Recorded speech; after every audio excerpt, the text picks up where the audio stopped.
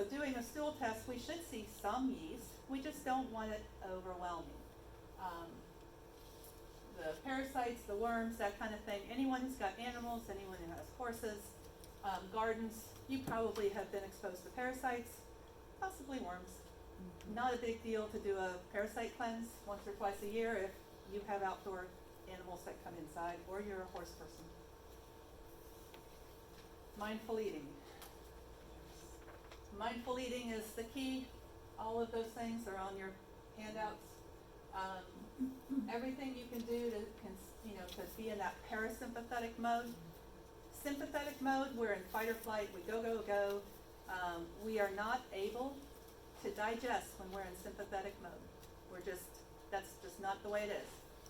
Parasympathetic mode, I remember going to my grandma's house, and we would sit down. We would, talk. We would say grace, pass the food around. It was a relaxing atmosphere that puts you in parasympathetic mode, and the enzymes and the pH normalize, and you can digest. Doesn't happen a whole lot now when we're driving down 200. You've got an hour for lunch, you've got an errand to run, and you've got to eat at the same time, so you pull in the fast food and you're driving and doing your errand. We're probably not digesting that food. So the food you eat is either the safest and more powerful form of medicine, which I think it is, or it can be a form of poison. Insulin resistance seems to be super common nowadays. And most doctors aren't checking your insulin level, just your blood sugar. So your blood sugar can still be normal while your insulin level's climbing in the background, and you are technically pre-diabetic, even with a normal A1C and a normal blood sugar. So if any of those questions on there relate, then that's a diet lifestyle thing too. A lot of what we see can be corrected diet and lifestyle. How do they test for insulin though? It's a blood draw. Same time you do your chemistry, you check for insulin. Okay. Super simple. You just have to ask for it. Okay. Vitamin D is another one that's very commonly deficient in Florida.